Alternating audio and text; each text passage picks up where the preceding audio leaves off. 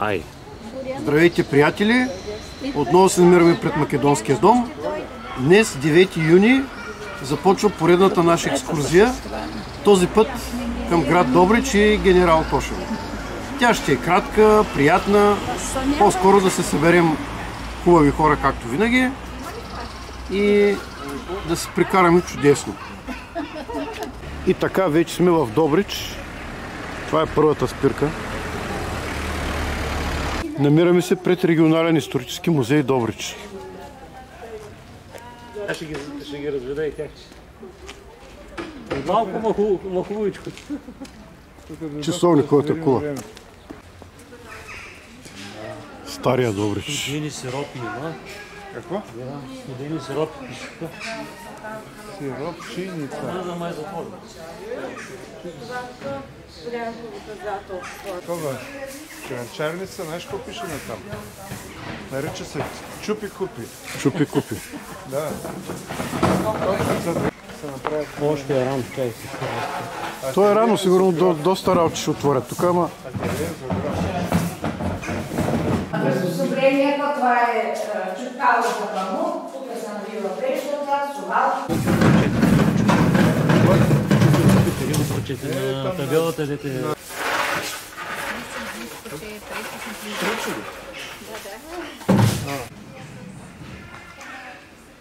Ай, сега вече го хващаш отгоре. Целия. Напредно, панорамно завъртите.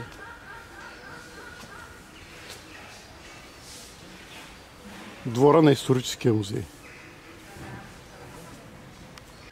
Не всички неща са обясними, това е праистория. Писменост няма. Едно съвременното възприемане. Да, това е малко на догадки, нали? В смисъл, няма как всичко да се знае. Първо си помисля за Варненския некропол, нали? И там най-старото злато. Но то населението е едно и също. Но това е малко две в едно, нали? Смисъл, оръжие, многофункционално. Пехоти. Пробудете наблизо, ако замахнете, може да отрежете, нали? Такова. Оръжие, които хващат. Човечето. Това е лампа, да. Да, именно. Федече. Нали, ето тук говорим за свастиката, да, ето е тази, която е част от колана на войника. Там е на гръцки. Да направи един преход из тези от другата страна, защото има следата, долу има някаква крепост. Има много сериозно учаща се. Не е видео е. Ето така. Като направиш правилен къша. Тук вече е средновековен, но тук се намираме в археологическия музей на град Добрич. А тук се намираме в едно килийно училище в град Добрич. Може да го разгледате и вие, приятели. Да, това са чиновите. Да, чинови имам дъска, вече по-напредна килийно училище. Да. Там е дъската. Дъската, да. Глобус има вече. Може да покажеш там деца броили топките. Сметало има. И тук е втората ни спирка. Все още сме в Добрич и сега ще посетим музея за по-нова история на града. Ето виждат се в гръб наши членове на нашата група, които вървят към музея и лека по лека ще пристигнем до мястото. Намираме се пред историческия музей Йордан Йовков в град Добрич, който ще посетим веднага след като направим поредните снимки. Така, усмивки. Айде, две ти направих, когато си харесаш.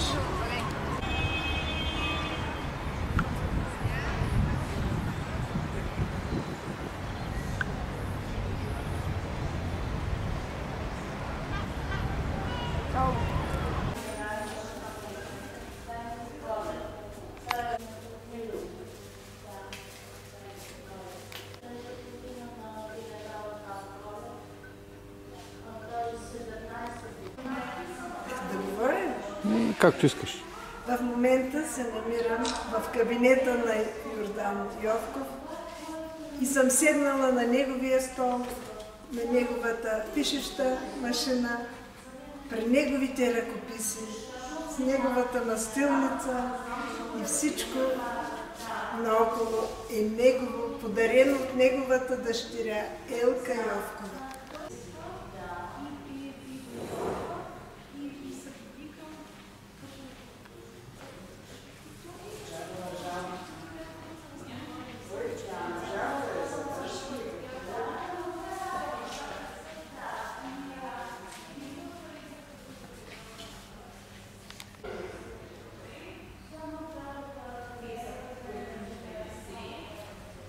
До него. Айде, готово. Давай, проект. Давай, говори. Тук сме в музея на Йовков. Доста хора се снимаха, поснимахме малко и това е.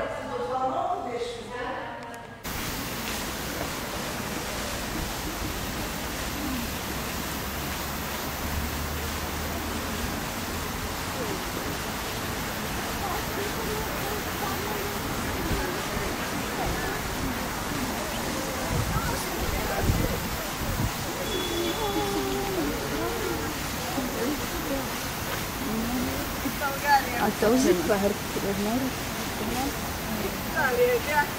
Здравей, Сашо. Из България е хубаво, от България по-хубаво няма.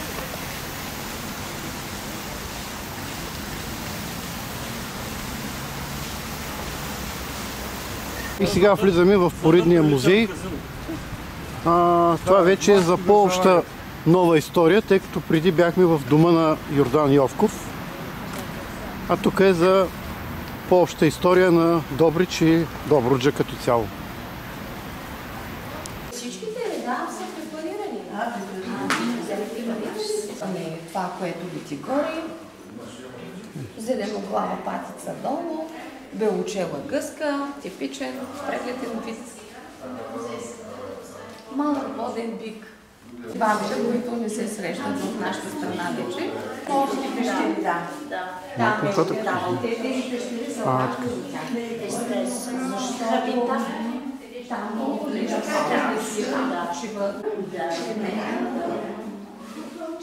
такива каменисти места, където живее някакъв. Яко би ли да видиш съвсем тези по-тидални. И два кълбача и наистина чиста кълбач.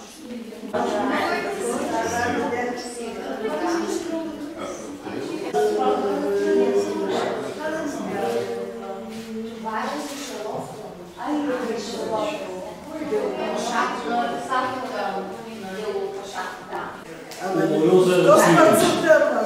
Този път не държава.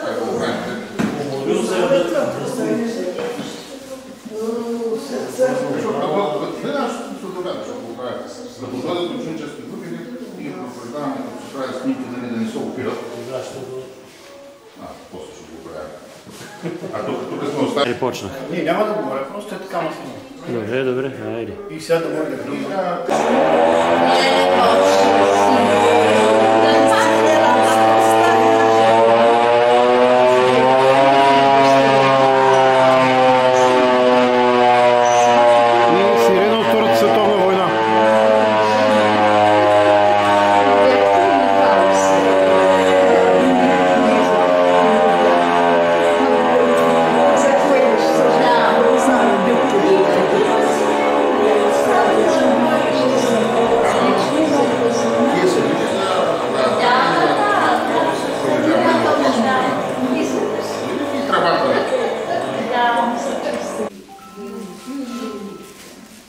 Пистолет проявка е бил на въоръжение в нашата армия.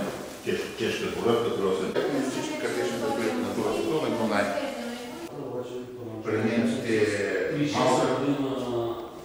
И катечни са МГ, която е. Да, На 27 година. Това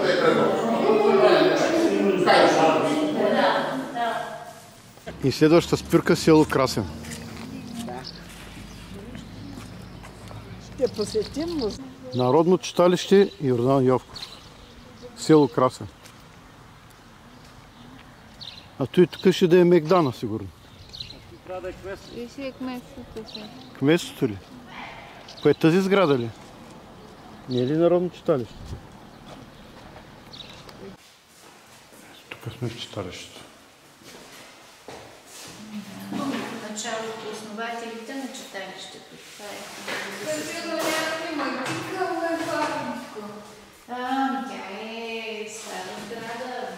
Снимайте така необичайни щрихи.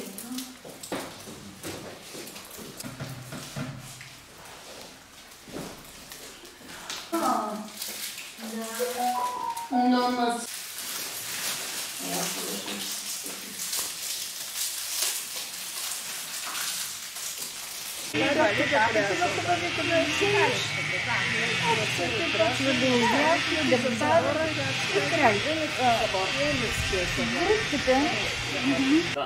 Тук е музея на Йордан Йовков в село Красен.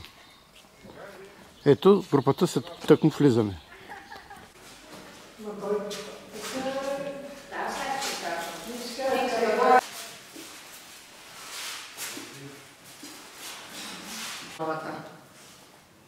Иначе нашето читалище е едно от най-старите в района. Села, това е жалко къде е става.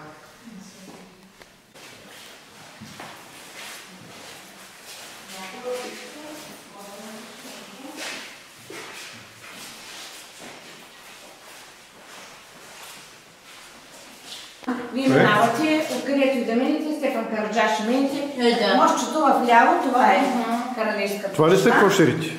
Маля? Кошерите. Това са тръгли, да. Летени кошери. Да, това е добицата с бакарите. А това оказваме билик. Това е служило катечните термоси. Бълга се с вода от нощовата за месене на хляба и това са втасването на хляба. А летата отдалече. Това е един съндък за чииза на момата. Докато не си приготви чииз, момата не може да се ожени. Това е една от старите машини. Защо е? Да, внос от Германия и е голяма ценност. Доброжанката е била много богата, ако притежава такава шиерна машина. Това е судормата на една доброжанска къща. Аз леко я осъвремених с китайски.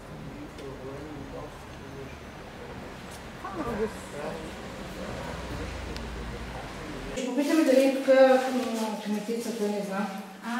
Тя ли е? Тя с камерата сме малко. Няма една порция пържени картофи. Бялата лястовица. Да. На Йовков. Тук е сградата на класното училище, където е преподавал самия Йордан Йовков. О, тук вече сме в класната стая.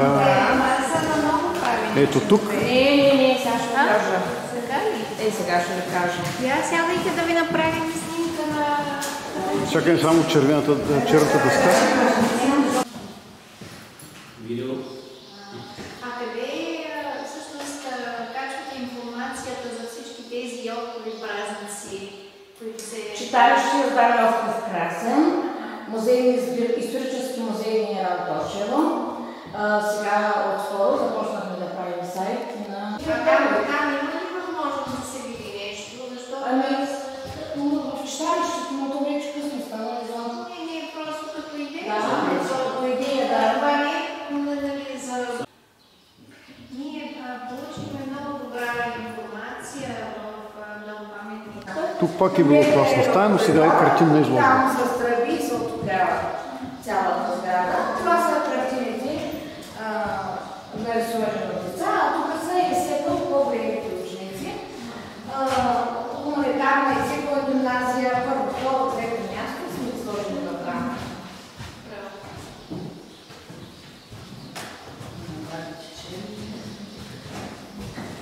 Доброжанските така не пъстри. Шайбата черни. 120